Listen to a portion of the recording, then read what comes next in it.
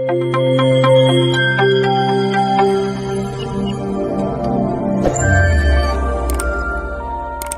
दोस्तों, मेरे YouTube channel खिड़की पर आपका स्वागत है। आज हम बात करेंगे एक किताब पर। इस किताब का नाम है तानी कथाएं और इसकी लेखिका है जोराम यालाम नाबाम। जोराम यालाम नाबाम आदिवासी अस्मिता और संस्कृति पर लगातार लिखकर आदिवासी विमर्श में अपना महत्वपूर्ण स्थान रखती हैं। उनकी प्रकाशित किताबें हैं, एक कहानी संग्रह है साक्षी है पीपल, एक उपन्यास है जंगली फूल, एक संस्मरण भी है गाय गेका की औरतें। और यह जो किताब है तानी कथाएं, इसमें अरुणाचल के तानी आदिवासी समाज की विश्व दृष्टि है।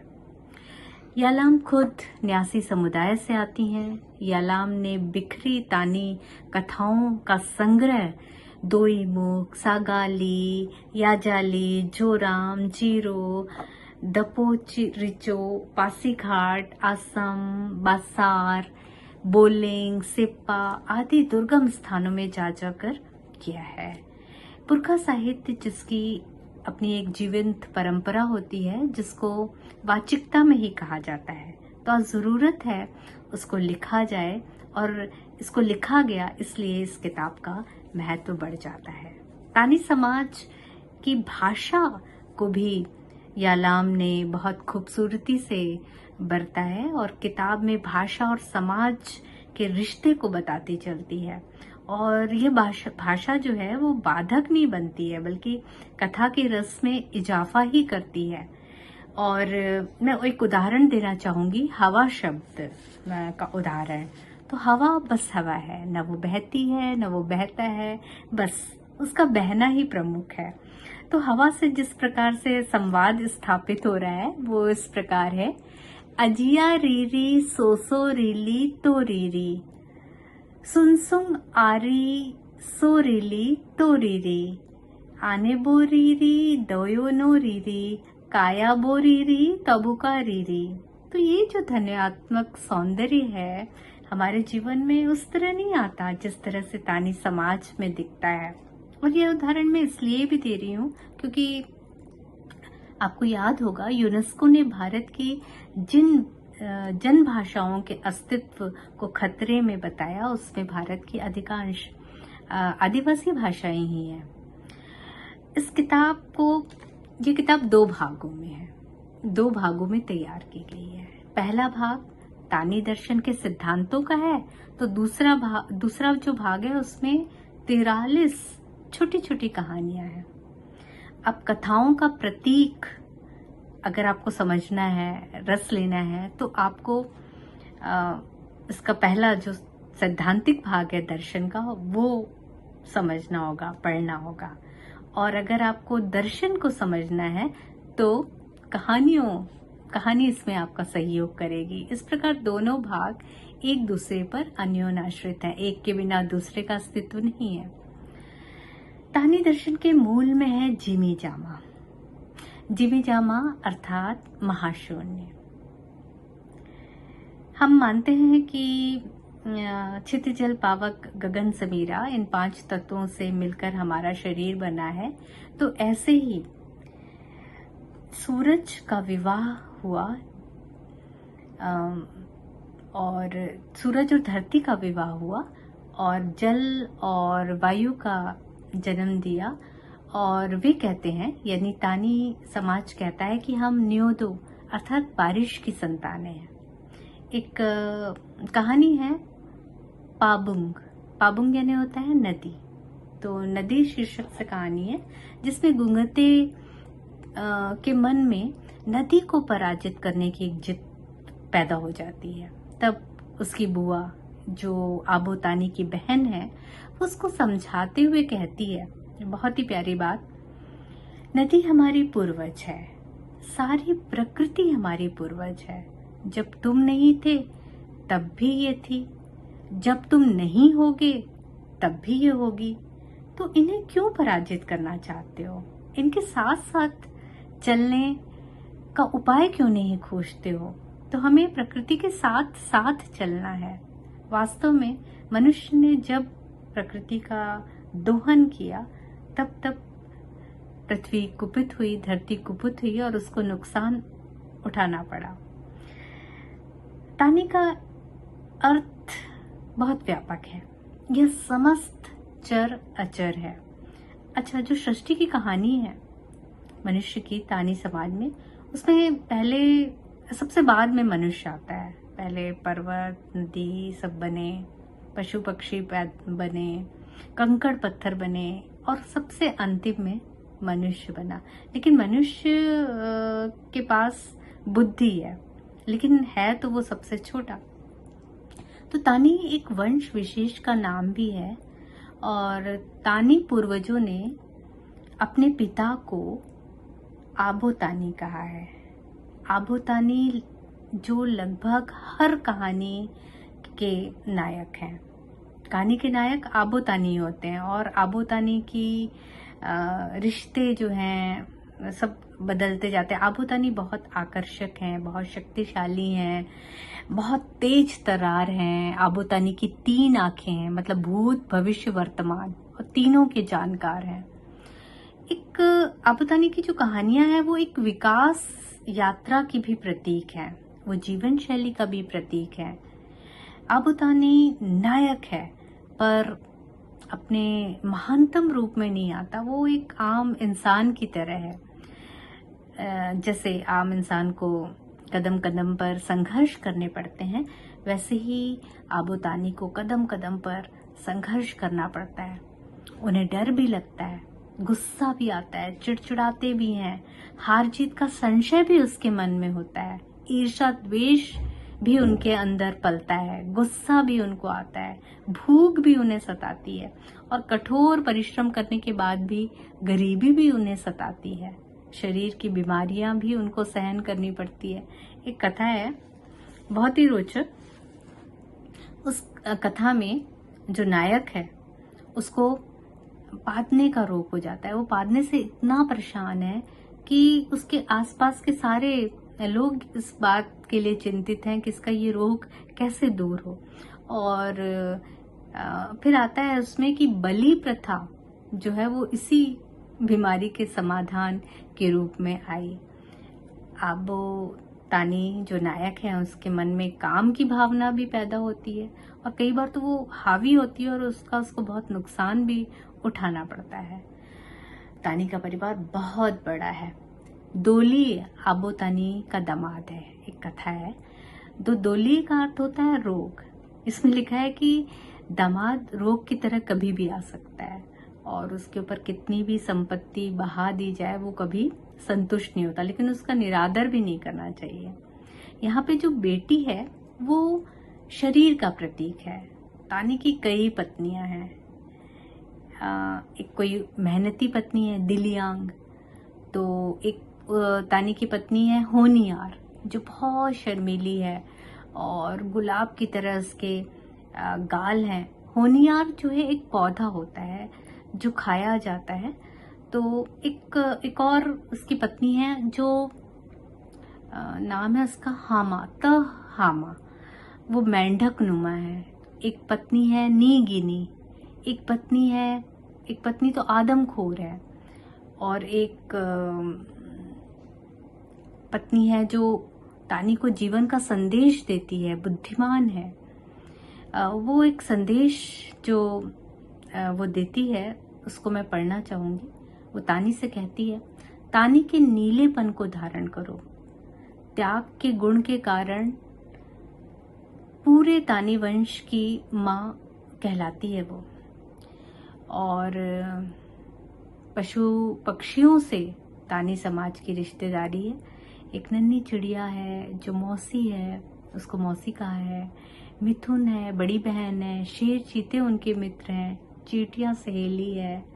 सांप अगर किसी को डस ले तो ये बड़ा शर्म का विषय माना जाता है। इसका मतलब हुआ कि आप प्रकृति की भाषा नहीं समझ रहे हैं, आप प्रकृति को कुछ परेशान कर रहे हैं, इसीलिए आपको सांप ने डसा है।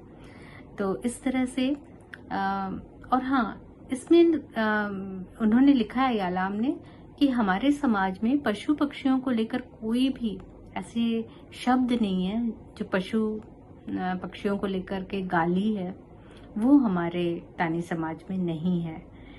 ये बताता है कि पशु पक्षी के प्रति भी उनके मन में बहुत सम्मान है, चाहे वो छिपकली हो, चाहे सांप के बारे में तो जैसे मैंने अभी बताया।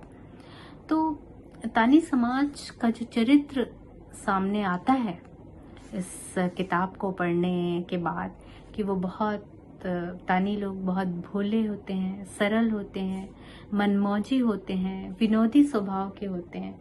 और एक और खास बात कि वो अपने शत्रु के प्रति भी माफी का भाव रखते हैं, और अगर शत्रु घायल हो जाता है, घायल उन्होंने ही किया है, लेकिन फिर उसकी सेवा भी करते हैं। अपनी संतुष्टि के लिए या अपने बदले की भावना के लिए वो कभी किसी का प्राण नहीं लेते। मजा चखाते हैं, थोड़ी छेड़खानी करते हैं, पर उनके प्राण नहीं लेते हैं। प्रकृति से उतना ही लेते हैं जितना उनका जीवन चल सके।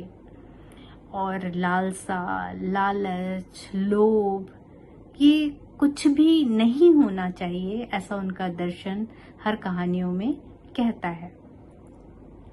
कुछ कहानियों का उल्लेख करना चाहूंगी।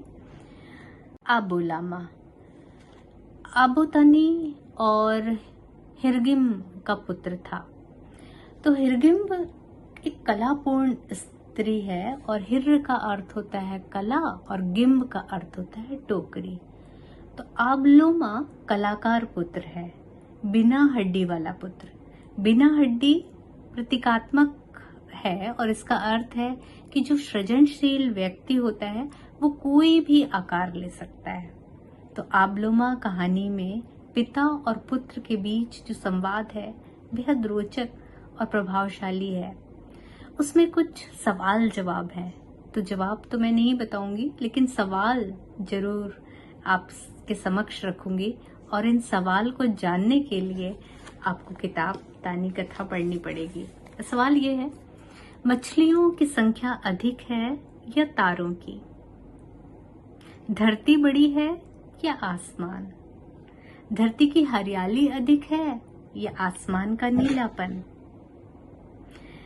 पिता का ज्ञान सांसारिक था इस कहानी में, तो पुत्र आबलोमा का ज्ञान सांसारिकता से परे था। इस प्रकार देखा जा सकता है कि तानी दर्शन ये कहता है, ज्ञान का निरंतर विकास होता रहता है। और एक और कहानी का जिक्र करना चाहूंगी, तानिंग तारिंग। इस कहानी में एक अनहोनी का अंदेशा है। यदि आप अधिक शिकार करते हैं तो क्या अनहोनी हो सकती है। तानिंग तारिंग आबोतानी और नीगिनी के पुत्र थे। बहुत कुशल थे तीरंदाज में, इतने कुशल कि अंधेरे में भी आवाज सुनकर वो छोटे छोटे मक्खी मच्छरों को भी मार सकते थे। शिकार के दीवाने थे। तो पिता आबोतानी इस कथा में अपने पुत्र को समझाते हैं, मेरे पुत्र, अति हमेशा विनाशकारी होती है। अदृश्य शक्तियां अपना काम करती है, जंगल नाराज हो जाता है। और इस प्रकार समझाते हैं, मतलब जो हमारे पुरखे हैं वो आने वाली पीढ़ी को जीने का ढंग बताते हैं। एक कहानी है बोबी बिना। इस कहानी में दापो रूपी वेदी की कहानी है। मतलब पतले पेड़ को काट कर उसके टुकड़े से दापो वेदी बनाई जाती है। दापो का प्रतीक चिन्ह होता है, इससे प्रकृति की आंख माना जाता है। तो जैसे हमारे यहाँ कहते हैं ना, कोई देख रहा हो या नहीं देख रहा हो, भगवान जरूर देखता है।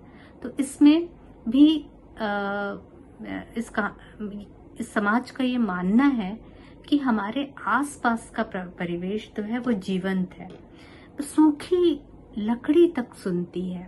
तो इसमें दोरिंग जो है वो समझाती है, मौन खड़े पेड़ पौधे सुनते हैं, घर के सारे खंबे दर ओ दीवार सुनते हैं और सजा देते हैं। तो इस प्रकार हमें जो है हमेशा ऐसा कोई काम नहीं करना चाहिए जिससे किसी को नुकसान हो। एक कहानी अदरक के महत्व की है। अदरक दरअसल स्त्रियोचित शक्ति का प्रतीक है। इसकी खुशबू जो है हमारे मन मस्तिष्क को शुद्ध कर देती है और इसके उपयोग के बारे में बताया गया है कि इससे कीड़े हमला नहीं करते धान पर। तो इस प्रकार से किन जड़ी बूटियों का इस्तेमाल कैसे करना है वो भी बताया गया है। और जड़ी बूटियों में जो औषधीय गुण हैं वो सब जंगल में पहाड़ में उपलब्ध है। इसीलिए बार बार बताया जाता है कि हमें जंगल को बचा कर रखना है। अपनी जो वनस्पतियां हैं, पेड़ पौधे हैं, उसको सहेज करके रखना है। इनमें कुछ कहानियां शत्रुता की भी कहानियां हैं। एक कहानी है मंगजंग, जिसमें तानी का एक और रूप आया है। बहुत ही मजेदार है वो कि तानी जो है इच्छाधारी है और वो केकड़ा बनकर मजंग की उंगली काटकर उसको मजा चखाता है। और फिर अंत में जब वो घायल हो जाता है तो वो खुद ही जंगली पौधों को इकट्ठा करता है, उन पौधों को जिस दवाई बनाता है और मलहम की तरह उसको लगाता है। तो मजंग को हराकर तानी समुदाय ने जल जमीन जंगल में अपना हक, अपना अधिकार कायम किया है, लेकिन वो उसकी रक्षा भी करता है अपने दुश्मन की। सोका सुना माम, ये कहानी जो है मिथुन से अपने रिश्ते की कहानी है। मिथुन जो है वो बड़ी बहन जैसा है। और कुत्ता इकी को भी ये बहुत सम्मान देते हैं, क्योंकि इकी ही है जो इनके लिए धान का बीज लेकर के आया है और इनका रक्षक भी है, इनका सहयोगी है, इनका मार्गदर्शक है। तो ऐसी भी कहानियां हैं। जोराम ने तानी समाज अपने जो नामकरण कैसे किया उस पर भी काफी शोध किया है और ये जानकारी भी इस किताब में उपलब्ध है। किताब राजकमल प्रकाशन से है। इस प्रकार कहा जा सकता है कि तानी कथाएं, ये जो किताब है इसमें यालाम ने तानी समाज की लोक कथाओं को आधार बनाकर उनके विश्वासों, उनके परंपराओं, आचार विचार, खान पान आदि पक्षों को समेटा है। न केवल समेटा है बल्कि बहुत ही युक्ति संगत तरीके से उसका विश्लेषण भी किया है और कहा जा सकता है यह उल्लेखनीय किताब है।